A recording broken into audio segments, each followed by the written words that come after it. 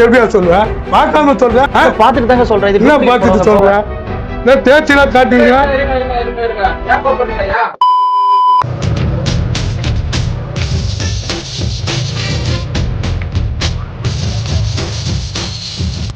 ரொம்ப கஷ்டமா இருக்கு. என்ன பண்றது தெரியல. வண்டி வேற ஓட மாட்டுது. ஸ்கூல் ஃபீஸ் வேற கட்டி ஆகணும். இந்த புடவை கடை இருக்குதுன்னாங்க.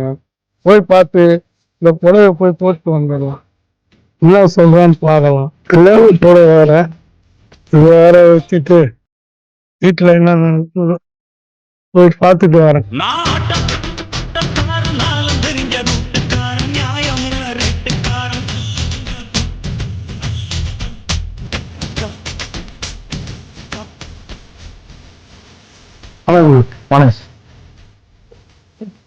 ஒரு ஆட்டோ டிரைவரு ரொம்ப கஷ்டமா இருக்குது.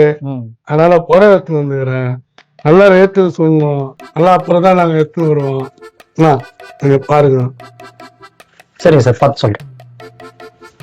கல்யாணம் புடவை ஸ்கூல் பசங்களுக்கு ஃபீஸ் கட்டி ஆகணும். அதனால எடுத்துன்னு வந்துக்கிறேன். சார் இது போவாதே சார். சார் இது போவாதே சார்.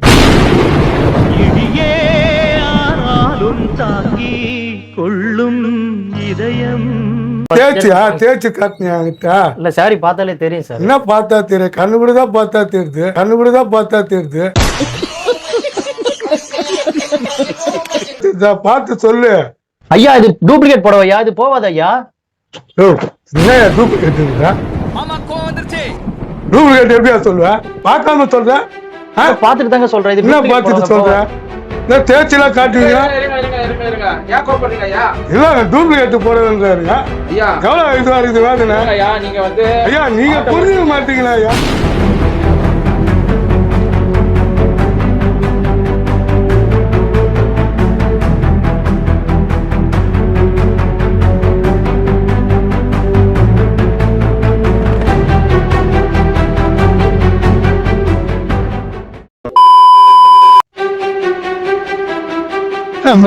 ரெண்டு புடவை போலாம். நீங்க ஏதோ சொன்னீங்க, ஆனா என் காதுல இது ராங்கா விழுந்து. கல்லுல தேய்ச்சாதான் போகணும்ன்றான். என்ன பண்றது தெரியல ஐயா. இது வந்து அபூர்வா புடவை ஐயா. இது வந்து போகாது. பட்டு புடவைனா வெள்ளி ஜெரி இருந்தாதான் போகும். தம்பி அந்த புடவை காட்டு. வெள்ளி ஜெரி புடவை இது பாருங்க. இந்த புடவை இந்த மாதிரி தேக்கும் போது வெள்ளை கலர் வந்துச்சுன்னா ஒரிஜினல் வெள்ளி ஜெரி. ஓகேவா ஐயா? நம்ம என்ன வேலையா செய்ய போறோம்? சும்மா பார்க்க போறோம். இருக்கட்டும், அதுக்கு நம்மளுக்கு என்ன சம்பந்தம்? இது பாருங்க, உங்களது வந்து இது வந்து அபூர்வா புடவை. இது நூல் ஜரிகை ஐயா. இது எதுவுமே போகாது ஐயா. ஏய், என்னைய வச்சு ஒன்னும் காமெடி கிமெடி பண்ணலையே. இந்த மாதிரி பட்டு புடவை இருந்தா இந்த மாதிரி வெள்ளையா கலர் வந்துச்சுன்னா எடுத்துட்டு வாங்க, அப்போ பண்ண தரேன். இது போகாது ஐயா. நீங்க எடுத்துட்டு போகலாம் ஐயா. இது வேல்யூ கிடையாது ஐயா. தாங்க ஐயா. இப்படி சொன்னா எப்படி? அப்படிதாங்க ஐயா. இதுதான் ப்ராசஸ். வெள்ளிச்செரி போட எடுத்துருவாங்க. பணம் நல்லா தர, ஒரிஜினலா கொடுங்க. ஓகேவா? இது கட்டினா அதுதான் ஐயா. நீங்க ஒரிஜினல் எடுத்துட்டு வாங்க, பணம் நாங்க கொடுக்கல. நீங்க கேளுங்க. இன்னொரு புடவை இருக்குது. தேய்ச்சாதான் பாக்கணும் சொன்னால வெள்ளையா வந்தானு. வெள்ளையா வந்தோன்னா இருக்கட்டும். இரு மாமா, கோவம் வந்துருச்சு.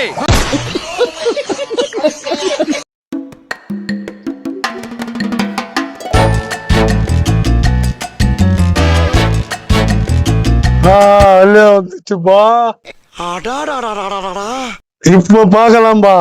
தபாய்க்கிறான். இப்ப வெள்ளையா வந்துச்சு இல்ல? அதோ போறேன். இரு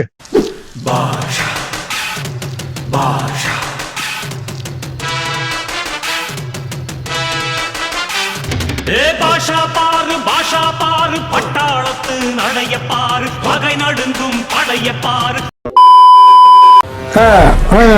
இப்பதான் ரெண்டு புடவை இல்லைன்ட்ட. கல்லுல தேய்ச்சாதான் வெள்ளையா தரவுன்னு சொன்னேன். தேய்ச்சி எடுத்துன்னு வந்துக்கிற வெள்ளையா வந்துக்குது. தேய்ச்சி எடுத்துன்னு வந்துக்கிற வெள்ளையா வந்துக்குது. நான் ஃபர்ஸ்ட் பாத்துக்கிறேன். ஓகே ஐயா. ஓகே. இறங்கி நான் அச்சா போஸ்ட்மார்ட்டம் பண்ணவே தேவையில்லைடோ. வாடடே எவனும் என்ன நடந்து போற தம்பி போற. ஓகே ஐயா. நல்ல வேலை வரும் ஐயா. அவ்வளே படாதுங்க நீங்க. ஓகேவா? உங்க ஸ்கூல் ஃபீஸ்க்கு என்ன பணம் வருது அவ்வளோ மொத்தமா எக்ஸ்ட்ரா போட்டு தரேன் நான். ஓகேவா? நீங்க ஸ்கூல் ஃபீஸ் தைரியமா கட்டலாம் ஐயா. இந்த புடவைக்கு 20,000 ரூபாய் வரும் ஐயா. இல்ல பார்த்து சொல்லுங்க ஐயா. ஒரிஜினல் வெள்ளி ஜெரி 20,000 ரூபாய் கரெக்டான விலை. 18,500 25,000 நினைச்சேன், 20,000 சொல்றீங்க. இல்ல ஐயா, அந்த மாதிரி எல்லாம் கேட்க மாட்டேன் ஐயா. 18,500 வந்தது. சரி, ஸ்கூல் ஃபீஸ் கேட்டீங்கனால ரவுண்ட் ஃபிகர் 20,000 ரூபாய் வரும். ஐயா உங்களை நம்பிதான் வந்துக்கிறேன். நாங்களாம் ஏழப்பட்டவங்க, ஆட்டோ டிரைவரு, அண்ணாடை காட்சி. கேப்பே விடாம பேசுற பார்த்தா ஒரே டைலாக தான் ஊருக்குள்ள சொல்லி தெரியற போல் இருக்கு.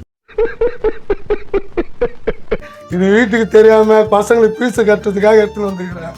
அதுவும் கல்லு தேய்ச்சி எடுத்துன்னு வந்துக்கிறேன், இருக்கிற தெய்வத்தெல்லாம் கும்பிட்டு. அதுவும் கல்லு தேய்ச்சி எடுத்துன்னு வந்துக்கிறேன், இருக்கிற தெய்வத்தெல்லாம் கும்பிட்டு. தாங்க பணம், ஓகேவா? பையனை வேற திட்டேன், தம்பியை வேற கோச்சிக்காதப்பா ராஜா.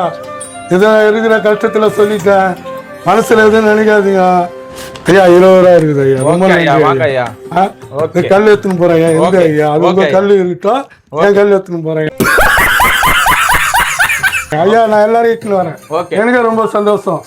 ஆமா, ரொம்ப நான் கஷ்டத்தோட வந்தேன். இல்லைன்னு எனக்கு ஒரு 2 படம் இது ஆனவொடனே எனக்கு ஒரு மாதிரி ஆயிடுச்சு.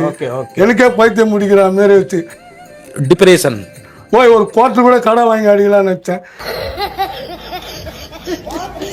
ஏதோ கல் வந்ததுனால இது தேய்ச்சி பார்த்தேன். 20,000 வந்து ரொம்ப நன்றி. நல்லபடியா வந்து ஸ்கூல் ஃபீஸ் கட்டுங்க. சரி வரேன். ஓகே, குவார்டர் கிட்ட அடிக்காதுங்க. இல்ல வரல.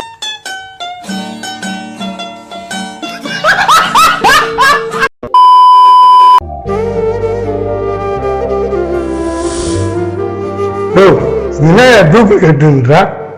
டூப்ளிகேட் எப்படியா சொல்ற? பார்க்காம சொல்ற? பார்த்துட்டு தாங்க சொல்றேன். இது என்ன பார்த்துட்டு சொல்ற? நான் என்ன தப்பு பண்ணேன்? பொருளை கரெக்டா செக் பண்ணி பார்த்துட்டு டூப்ளிகேட்னு சொன்னேன்.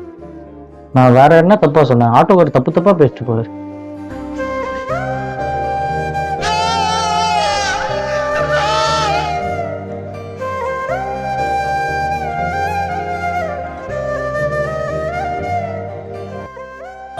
என்ன ஆயிடுச்சு? ஏன் ஃபீல் பண்ற? ஆட்டோக்கார் ஒருத்தர் பொருள் எடுத்துட்டு வந்தாரு. சரி அதை செக் பண்ணி டூப்ளிகேட்னு சொல்லிட்டேனா? எதடா போய் டூப்ளிகேட் சொல்றேன்ட்டு தப்பா பேசிட்டு போயிட்டாங்க. ஒரு விஷயம் சொல்றேன்ப்பா, வந்து வாழ்க்கையில வந்து எப்பவுமே கோவப்படக்கூடாதுப்பா. ஆட்டோக்கார் வந்து உன் மேல கோச்சிட்டு போனாரு, நீ ரியாக்ஷன் பண்ணிட்ட. நிறைய சுச்சுவேஷன் இருக்கும். ஆட்டோக்காரது வந்து ஒரு நல்லா சந்தோஷமா நிறைய வந்து எக்ஸ்பெக்ட் பண்ணி வந்திருப்பாரு. நிறைய பணம் வரும், அது ஒரு பட்டு போட்டாக்கா நிறைய பணம் வரும் அப்படின்னு நினச்சிட்டு வந்திருப்பாரு. நீ டைரெக்டாக வந்து டூப்ளிகேட்னு சொன்னாரு, அவருக்கு மனசு கஷ்டம் இருக்கும். நீ என்ன பண்ணிருந்தா எக்ஸ்பிளைன் பண்ணி நம்மளது என்ன இது பண்ணுற சர்வீஸ் எல்லாமே அவருக்கு கிளியராக பண்ணியிருந்தா அவருக்கு கோச்சிருக்க மாட்டார் உன் மேலே. இப்போ அவர் வரும்போது வந்து எப்படி வந்தார்? ரொம்ப கோவத்தில் வந்தார். ஆனால் போகும்போதே சந்தோஷமாக காசு வாங்கிட்டு போனார்ல. அதே மாதிரி தான் லைஃப்பில் எப்போவுமே வந்து கோவப்படக்கூடாது.